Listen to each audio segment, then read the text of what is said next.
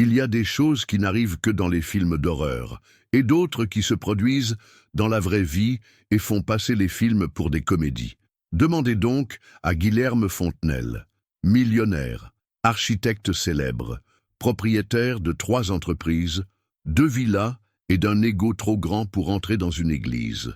Ce jeudi matin étouffant, Guilherme était décidé, il allait démolir la villa héritée de son père. 40 pièces, 3 cheminées, un jardin digne de Versailles. Mais tout était moisi, vieux, infesté de mauvais souvenirs. Sa mère y était morte, son père, disparu depuis plus de 20 ans. Et son cœur, son cœur n'était qu'un terrain vague depuis toujours. Le soleil venait à peine de se lever que le bruit des marteaux résonnait déjà sur le terrain. Les murs s'écroulaient, les fenêtres explosaient comme des cris de verre. Seule restait debout, curieusement, la vieille niche du chien, un petit chalet en bois oublié au fond du jardin, près de la serre abandonnée. « Démolissez ça aussi !» cria Guilherme, en pointant du doigt avec sa mallette en cuir. C'est à ce moment-là, précisément à ce moment-là, une voix fine, presque enfantine, en sortit. « Aide-moi !» L'ouvrier le plus proche ouvrit de grands yeux. « Qu'est-ce que c'était, patron ? Quoi donc, garçon ? Continue de bosser !» Mais Guilherme... Ah, Guilherme se figea. Ses doigts tremblaient, sa mâchoire était crispée. Il connaissait cette voix. C'était impossible, mais il la connaissait. La mémoire craqua comme du bois pourri. La dernière fois qu'il avait entendu ce « aide-moi », c'était une nuit lointaine, quand sa petite sœur Isadora avait disparu dans le jardin. Elle avait 6 ans. On ne l'a jamais revue. Et maintenant, 24 ans plus tard, cette même voix sortait de la niche. Le cœur de cet homme qui n'avait jamais pleuré pour personne se mit à battre comme s'il voulait s'enfuir. Il fit un pas en avant, puis un en arrière, comme si le sol voulait l'engloutir mais que sa conscience résistait. « Il y a quelqu'un !» cria-t-il. Silence, le genre de silence qui hurle. Les ouvriers s'arrêtèrent un à un, regardant leur patron comme s'ils voyaient un fantôme en chair et en os. Et c'est là, mon ami, que tout a commencé à se détraquer. Guilherme resta figé, fixant la niche comme si elle avait poussé des jambes et des yeux. Un bout de bois en décomposition, avec un toit bancal et une vieille plaque marquée « Thor », le nom du chien de son enfance. L'animal était censé être mort quand il était encore gamin, ou du moins, c'est ce que son père avait dit, cette même semaine où sa sœur avait disparu. Trop de coïncidences à son goût. « Arrêtez tout !» ordonna-t-il, levant la main comme un arbitre en finale de championnat. Les ouvriers se regardèrent, perplexes. Ce n'était qu'une voix, peut-être venue d'une radio, ou d'un gosse dans la rue qui faisait une blague. Mais vu la tête du patron, pâle comme un linge, il était clair que le problème était ailleurs. « Monsieur Fontenelle, vous êtes sûr ? On peut démolir le reste et garder la niche pour la fin. »« Non, personne n'y touche. Laissez-moi passer. » Et c'est lui-même, en costume et chaussures importées, qui s'approcha de la niche. Chaque pas pesait une tonne. Le vent se fit plus froid. Les arbres du jardin, qui jusqu'alors frémissaient à peine, semblaient maintenant s'incliner doucement, comme s'ils écoutaient.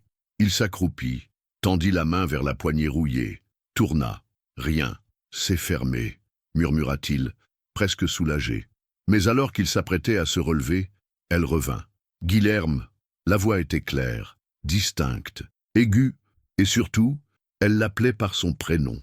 Il recula, fit 3 pas maladroits, trébucha sur une branche et faillit tomber à la renverse. Personne d'autre n'avait entendu, seulement lui. Seul lui entendait cette maudite voix. Il retourna vers les ouvriers, tentant de cacher sa panique. Changement de plan. Vous êtes tous congédiés pour aujourd'hui. On verra demain. Mais, tout va bien, patron ? Vous avez l'air pâle. Va-t'en, Raimundo. Le jardin se vida dans un silence pesant. Le dernier camion partit lentement, soulevant la poussière devant le portail en fer. Et là, Guilherme resta seul dans la cour d'une maison hantée par les souvenirs, face à une niche qui murmurait le nom de sa sœur disparue. Il respira profondément, sortit son téléphone et appela la seule personne vivante qui pouvait peut-être lui donner une réponse. « Allô, tante Estella, vous avez encore les clés de la maison de papa. » De l'autre côté, silence. Puis la voix tremblante et apeurée de la vieille femme répondit « Toi aussi, tu as entendu Isadora, n'est-ce pas ? Le monde de Guilherme s'effondra. Son sang quitta son visage, sa gorge se dessécha. Que voulait-elle dire par « toi aussi » ? Qu'est-ce qu'elle savait? Et pourquoi ne l'avait-elle jamais dit? Le cœur de Guilherme battait comme une batterie de samba désaccordée. Il serra son téléphone contre son oreille, comme s'il pouvait presser plus de mots de la bouche de sa tante. Rien n'avait de sens, ou plutôt, tout en avait trop, et c'était ça le problème. Répétez ce que vous venez de dire. Sa voix, à elle, était tremblante, mouillée de souvenirs. Il y a 3 ans, j'y suis retourné. Avant de vendre la maison, je voulais récupérer quelques boîtes à la cave. Et en traversant le jardin, je te jure sur tout ce qui est sacré, j'ai entendu une petite fille pleurer et m'appeler. Je croyais devenir folle. Pourquoi vous n'avez rien dit, tante? Qui m'aurait cru? Ta mère était déjà morte, ton père disparu. Et toi, tu avais toujours peur de parler d'Isadora.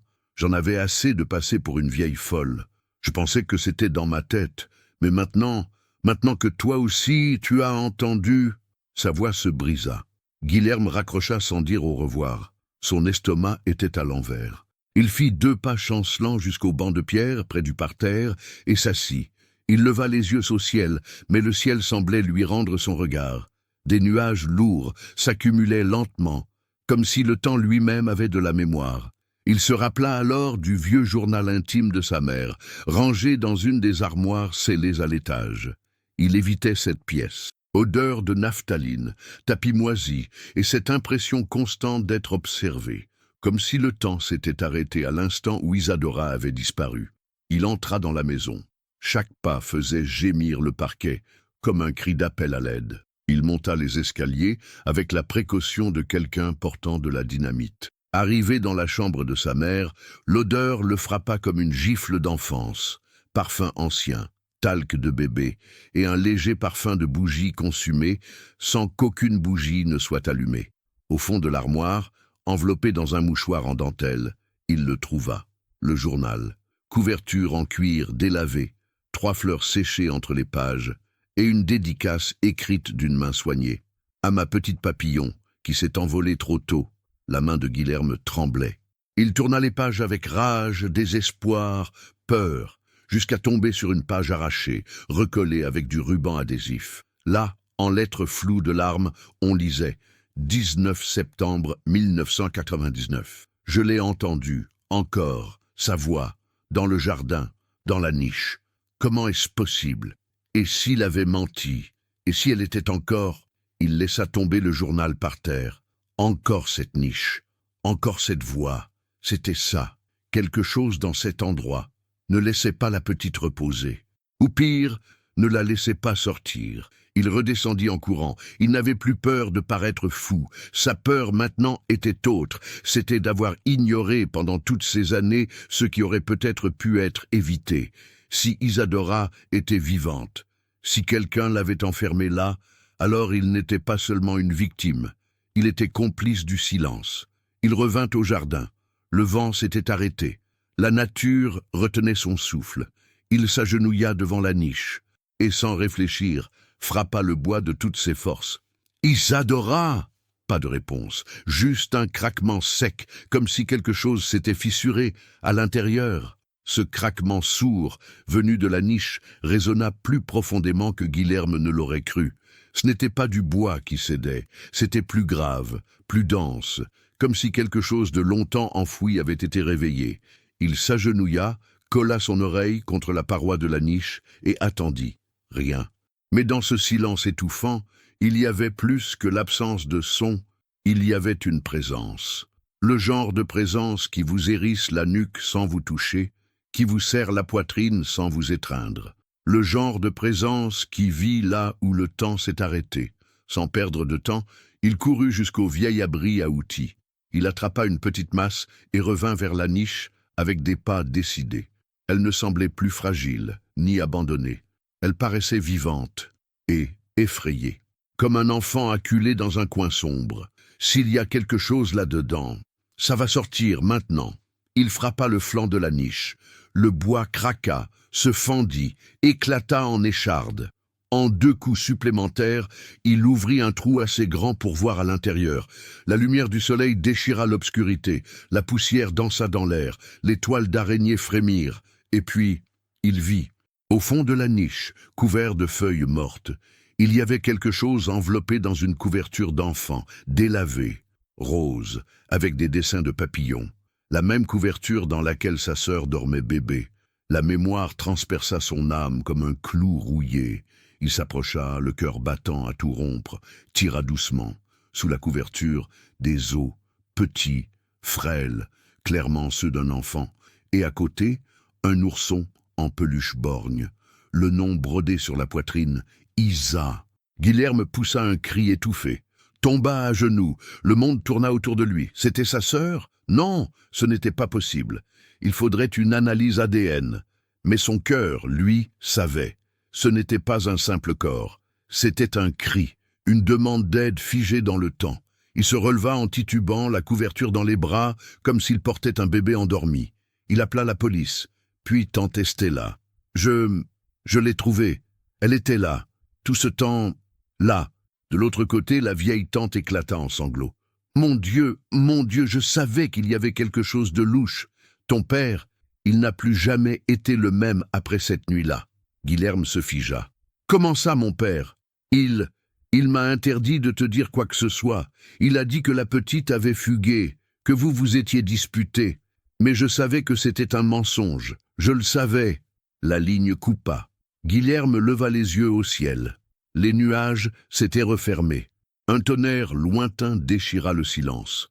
Le sentiment avait changé. La douleur laissait place à la fureur. Quelqu'un avait tué Isadora, et pire encore, quelqu'un l'avait caché. Le passé n'était pas enterré. Il était enfermé dans la niche du chien. Et le plus terrifiant, c'est qu'à présent, il devait faire face à une possibilité pire encore que la perte, la vérité. Au ChatGPT 10, il y a des gens qui ne disparaissent pas. Ils se cachent. Et quand on cache quelque chose trop longtemps, ça devient une légende. C'est ce qu'ils ont fait avec le père de Guilherme. Ils l'ont transformé en mystère commode, une disparition confortable, un fantôme pratique pour ceux qui avaient besoin de silence. Mais désormais, le silence avait été brisé. Au commissariat, l'agitation était palpable. Les os avaient été envoyés à l'Institut médico-légal. Les experts confirmèrent, ils appartenaient à une fillette, entre 6 et 7 ans. La couverture, l'ourson, les dents, tout concordait avec Isadora Fontenelle. Seul l'ADN manquait, mais Guilherme n'avait plus besoin de science. Son instinct hurlait déjà la vérité. Le commissaire, un homme petit et terre-à-terre, feuilletait l'ancien rapport de disparition. Papier jauni, tampons effacés, signatures incomplètes. Ici, il est dit que votre père a témoigné à l'époque. Il a affirmé que la fillette jouait dans le jardin et n'est jamais revenue. Aucun signe d'effraction, aucune trace extérieure. Guilherme inspira profondément. Et personne n'a trouvé étrange que le chien ait disparu le même jour? Le commissaire haussa un sourcil. Le chien? Thor, le chien de la famille. Il a disparu le même jour que ma sœur. Aucune mention dans le rapport. Guilherme ferma les yeux. Sa rage faisait grincer ses dents. Et qu'est-il arrivé à mon père? Le commissaire se racla la gorge, croisa les bras. Votre père, monsieur Hannibal Fontenelle, a disparu 1 an et demi après la disparition de votre sœur. Il est parti en voyage d'affaires et n'est jamais revenu. Déclaré disparu. Affaire classée. Guilherme sourit ironiquement. Classé pour qui? Il sortit du commissariat avec le poids du monde sur les épaules, se rendit directement chez tante Stella.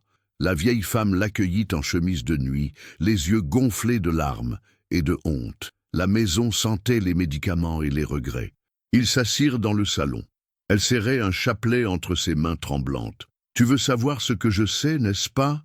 Il hocha la tête, silencieux. « Ton père et ta mère se disputaient beaucoup, tu le sais. Mais cette nuit-là, quelque chose a changé. J'étais là, j'ai entendu des cris et des pleurs, aigus. Et ensuite, le silence. Mais pas un silence ordinaire, un silence lourd, comme si quelqu'un avait débranché le monde. Elle fit une pause, respira, continua. Le lendemain matin, ton père a dit qu'Isadora avait disparu, qu'elle s'était enfuie, mais il avait de la terre sur ses bottes, et ses vêtements portèrent des traces de sang. Guilherme serra les poings. Pourquoi ne m'avez-vous rien dit avant? Parce qu'il m'a menacé de me faire interner. Il disait que je devenais folle. Et moi, j'avais peur de te perdre toi aussi. Son visage se durcit. La colère était maintenant un moteur, et la mémoire fit un autre déclic. Sa mère, elle savait. Le journal l'avait clairement laissé entendre, mais elle n'avait jamais confronté son mari. Elle était morte peu après, d'une crise cardiaque, ou peut-être de culpabilité. Guilherme se leva. Si le corps était dans la niche, alors c'est lui. Ou quelqu'un l'a aidé à le cacher, ajouta la tante. À ce moment-là, le téléphone vibra dans sa poche. Message du commissaire. Rapport préliminaire prêt. Mais on a trouvé autre chose. Autre chose. Qu'est-ce qui pouvait encore être pire que ce qui faisait déjà si mal? Dans le monde des vivants, il y a des douleurs qui ne partent jamais. Et dans celui des morts, des silences qui saignent.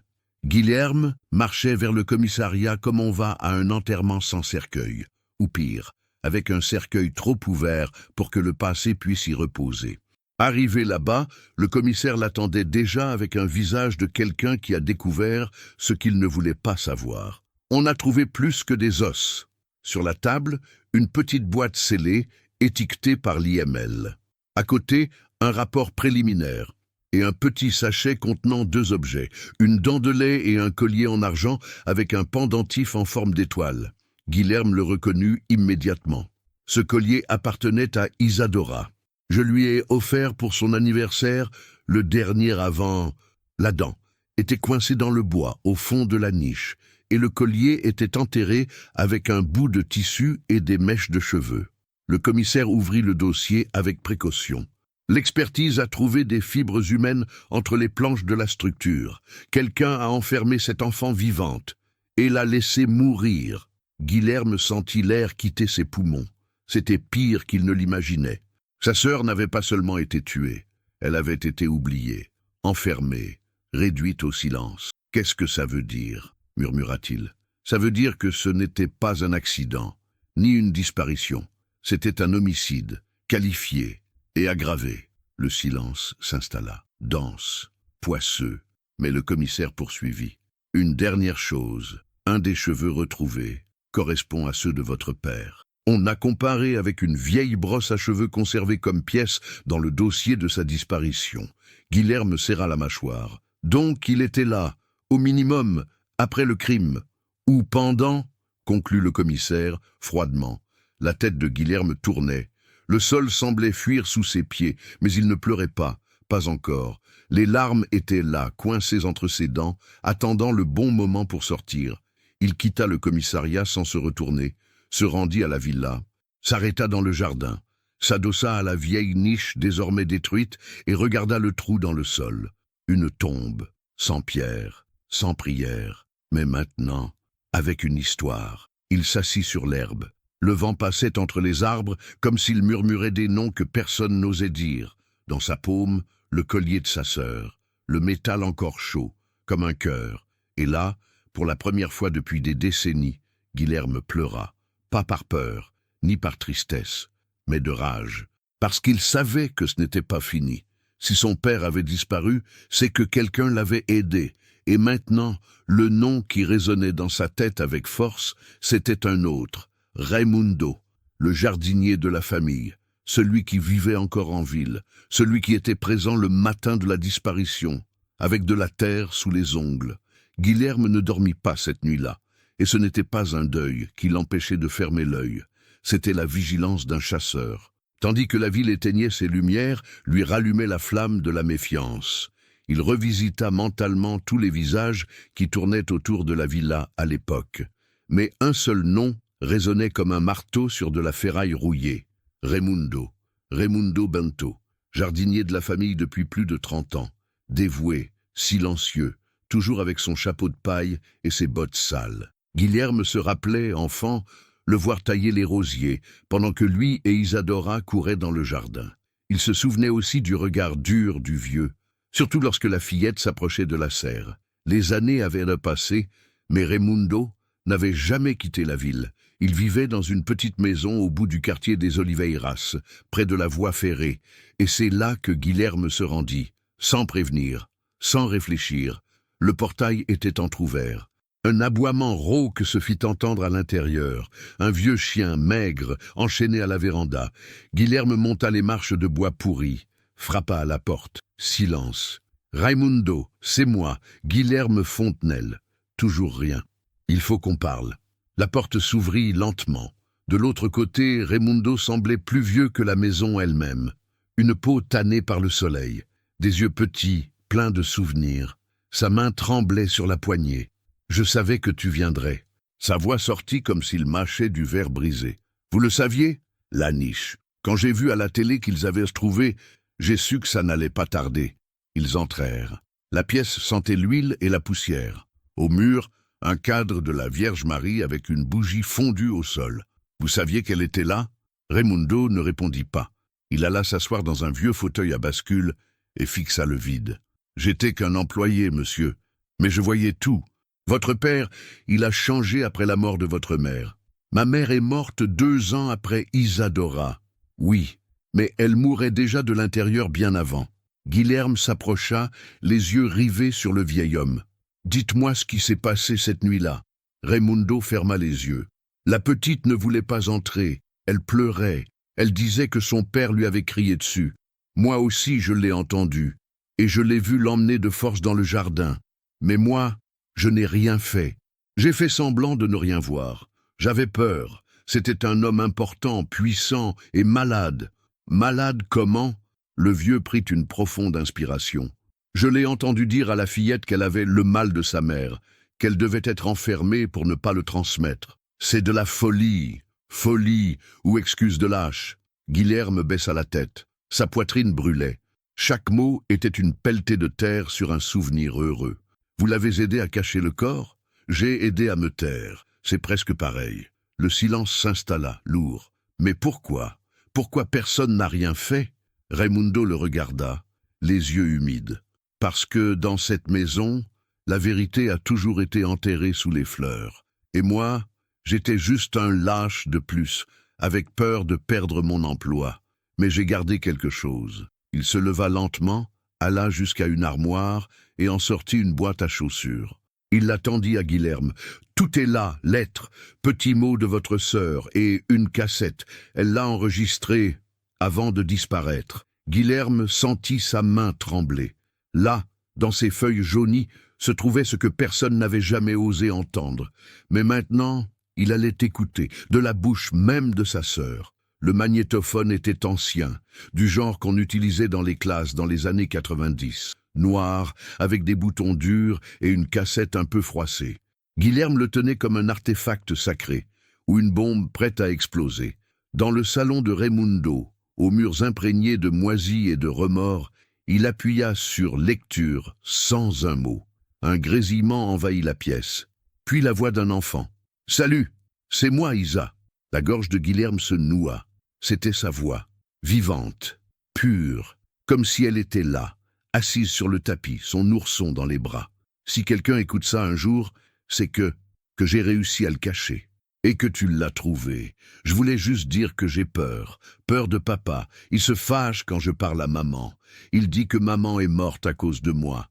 Mais elle n'est pas morte. Elle vient me voir la nuit, dans ma chambre. Elle me serre dans ses bras. Et elle chante. Pause. Un reniflement. Hier, je l'ai vu parler tout seul dans le jardin. Il a dit que j'avais le même regard que maman, que son regard était celui du démon, et que je ne peux plus sortir. Il m'a enfermé dans la serre, j'avais froid et faim. Mais Thor est resté avec moi, il ne m'abandonne pas. Grésillement. Puis une voix plus basse. J'ai caché la cassette dans sa niche. Si tu l'as trouvée, c'est que la vérité est sortie. Je t'aime, Guy. Tu étais mon héros. La cassette s'arrêta. Guilherme n'arrivait plus à respirer. Les mots de sa sœur étaient comme des clous enfoncés un par un dans sa poitrine. Raimundo baissa simplement la tête. Il disait qu'elle était comme sa mère, qu'elle voyait des choses, qu'elle parlait à ce qui n'existait pas. Guilherme se leva tremblant. « Mon père a tué les deux. Ta mère est morte pour de bon, de douleur, de ne pas être écoutée. Mais la petite, il l'a tuée avec le silence. Et moi, j'ai aidé. » Le vieux se mit à pleurer, mais Guilherme n'avait plus de larmes. Son visage était sec, mais ses yeux brûlaient. Il sortit de là avec la cassette, les lettres et la certitude que la justice n'était plus un choix. C'était un devoir, pas pour se venger, mais pour la voix de sa sœur, qui n'avait jamais cessé de parler, même enfermée dans une niche, pendant que le monde prétendait qu'elle avait disparu. Le lendemain, Guilherme retourna au commissariat avec tout le matériel. Le commissaire écouta l'enregistrement jusqu'au bout. « Nous avons suffisamment de preuves pour rouvrir l'affaire comme homicide volontaire, avec circonstances aggravantes de séquestration et de torture. » Nobedibum, mais mon père est mort ou disparu. Le commissaire croisa les bras. Disparu, mais son CPF est toujours actif. Il y a eu un mouvement sur son compte bancaire il y a 2 mois, via une entreprise écran basée dans le Minas Gerais. Guilherme haussa un sourcil. Vous voulez dire qu'il est vivant ou que quelqu'un se fait passer pour lui? Mais désormais, nous avons une raison légale de le chercher. C'est alors que le téléphone sonna dans le bureau du commissaire. Il décrocha, écouta en silence, puis regarda Guilherme avec une expression glaciale. On vient de recevoir une dénonciation anonyme. Quelqu'un a vu un homme ressemblant au portrait robot de votre père, entrer dans un asile psychiatrique à Ouro Preto, sous un faux nom, et il portait un bracelet en argent au poignet gauche. « Un bracelet ?» demanda Guilherme, la voix rauque, avec une petite plaque, gravée « Guy et Isa pour toujours ». Le monde s'effondra à nouveau. C'était le même cadeau que Guilherme avait offert à son père quand il avait 7 ans. À présent, la question n'était plus de savoir si son père était vivant, mais pourquoi il se cachait, précisément dans un asile. L'asile s'appelait Refugio das Palmeiras. Il se trouvait en haut d'une colline d'Ouro Preto, entouré de forêts épaisses et de brumes matinales, comme si Dieu lui-même soufflait sur le sol pour qu'on ne voit pas ce qui s'y passe. Le genre d'endroit où les familles riches enterrent leurs secrets sous des blouses blanches et des diagnostics médicaux. Guilherme arriva avec le dossier de son père à la main et la cassette de sa sœur dans la poche. Il gara la voiture devant le portail rouillé. Une infirmière l'accueillit, trop souriante pour un lieu qui sentait le passé moisi et les médicaments périmés. « Monsieur Guilherme, le patient que vous cherchez est ici depuis 2007. Il est arrivé sous un faux nom. Arnaldo Figueira, mais ses empreintes digitales ont correspondu à celles de votre père dans la base nationale. Nous avons été surpris par votre appel. Il ne reçoit plus aucune visite depuis plus de 10 ans. Il est lucide? Ça dépend de ce que vous entendez par lucide. » Ils montèrent un long couloir, bordé de portes numérotées et de fenêtres grillagées. Le bruit des pas résonnait. Dehors, le vent frappait les vitres comme s'il voulait entrer pour prévenir de quelque chose. Ils arrivèrent à la chambre 13. L'infirmière déverrouilla la porte avec un trousseau de clés. Il passe la majorité de son temps en silence, mais il répète toujours les mêmes phrases. Guilherme entra, et il le vit, assis dans un fauteuil roulant, regardant dans le vide, les cheveux aussi blancs que la cendre et la barbe mal taillée, maigre, ratatinée, comme s'il s'était flétri de l'intérieur. À ses poignets, 2 bracelets, un médical et l'autre en argent. La petite plaque brillait encore. « Guy et Isa pour toujours ». Guilherme s'approcha lentement. Ses mains tremblaient. « Papa ?» Le vieil homme tourna les yeux. Des pupilles ternes, mais au fond, quelque chose survivait. Quelque chose que ni le temps ni les calmants n'avaient réussi à tuer. « Guy, mon garçon !» La voix était faible, mais reconnaissable. Guilherme s'agenouilla devant lui. « Pourquoi vous avez fait ça ?» Le vieil homme mit un temps à répondre, comme s'il cherchait une vieille clé dans une armoire mentale scellée depuis longtemps. Isadora, elle voyait des choses, comme sa mère. Elle chuchotait à l'obscurité. Elle souriait aux ombres. Je devais faire taire ça. Je devais vous protéger. En la tuant, je ne l'ai pas tuée. Je l'ai juste enfermée. Elle a cessé de crier. Et puis, je suis parti. » Guilherme ferma les yeux. Le monde tournait. Vous avez laissé mourir un enfant. Votre fille, ma sœur. » Le vieil homme pleurait maintenant. Mais ce n'était pas du remords. C'était de la peur. Elles viennent me voir la nuit. La mère et la petite. Elles parlent doucement. Elles disent que le jardin se souvient, que la niche chuchote encore. Guilherme se releva. Il n'y avait plus rien à dire. Il quitta la pièce, les poings serrés, l'âme en ruine. Dans le couloir, le commissaire l'attendait. Nous allons le placer en garde à vue. Il sera transféré dans un centre médico-légal. Même s'il est déclaré pénalement irresponsable, cela ne restera pas impuni. » Mais Guilherme ne répondit pas. Il regardait la pluie qui tombait dehors, de grosses gouttes, comme des larmes d'un ciel qui en avait trop vu. Il savait que la justice était en route, mais il savait aussi qu'il y a des choses qu'aucune loi ne peut réparer, parce que quand le sang trahit le sang, il n'y a pas de chaîne assez forte pour retenir ce qui se brise à l'intérieur. Et il restait encore une chose à faire, l'enterrement de sa sœur, un enterrement symbolique pour offrir à Isadora ce qu'elle n'avait jamais eu, un adieu digne. Au ChatGPT-10, le ciel semblait comprendre. Il pleuvait finement, froidement, obstinément, comme si le monde pleurait à la place de ceux qui n'avaient plus de larmes. Les funérailles d'Isadora Fontenelle n'attirèrent ni foule, ni caméra. Juste un petit cercueil blanc, trop petit, posé devant une fosse ouverte, et un homme en costume gris, au cœur brisé, Guilherme. Il avait choisi le jardin de l'ancienne villa. Il l'avait fait nettoyer, restaurer, et y avait construit un mémorial, non pas somptueux, mais plein de symboles, une statuette de papillon, une plaque gravée au nom de sa sœur, et au centre du parterre, la niche restaurée. Non pas pour cacher l'horreur, mais pour se souvenir que la douleur fait aussi partie de l'histoire. Tante Estella tenait un parapluie et un chapelet. Le commissaire était là, Raimundo aussi, tête basse. Chacun portait un fardeau, mais c'est Guilherme qui rompit le silence. Pendant 24 ans, j'ai cru à un mensonge. Je pensais qu'elle s'était enfuie, qu'elle avait disparu, qu'elle s'était envolée. Mais la vérité, c'est qu'on l'a réduite au silence. Enfermée, oubliée. Il posa le collier en argent sur le cercueil. « Tu ne méritais pas cette fin, Isa, et moi, je ne mérite pas ton pardon. Mais je passerai le reste de ma vie à faire en sorte que le monde t'écoute. Parce que maintenant, tu as une voix. » Les pelletées de terre commencèrent à recouvrir le cercueil. Guilherme ne détourna pas le regard. Chaque coup de pelle était une page réécrite, un cri enfin entendu. À la fin, le silence fut rompu par une boîte à musique. Tante Estella avait apporté le vieux jouet de la fillette. La mélodie était douce, mais lourde de larmes. Les funérailles étaient terminées. Mais pas l'histoire. Car ce jour-là, Guilherme prit une décision. Il allait transformer la villa en une fondation pour enfants disparus, avec le nom de sa sœur gravé sur le portail. Fondation Isadora. La rénovation de la villa prit des mois. Guilherme vendit ses parts dans ses entreprises, rompit avec ses associés et disparut de la haute société qui autrefois l'adulait. Il était devenu l'homme qui avait abandonné les millions pour payer une dette au passé. Les murs reçurent une nouvelle peinture, les chambres de nouveaux objectifs, l'ancienne cave devint un centre d'accueil, la bibliothèque un fichier d'archives pour affaires non résolues. Tout portait un nom, un visage, une histoire. Plus rien ne serait oublié. Mais tout le monde ne voyait pas ça d'un bon œil. Les journaux à sensation publiaient des titres comme « Un architecte millionnaire transforme une scène de crime en refuge ». D'héritier à clochard, Guilherme Fontenelle rompte avec le clan. Mais il ne se laissa pas ébranler.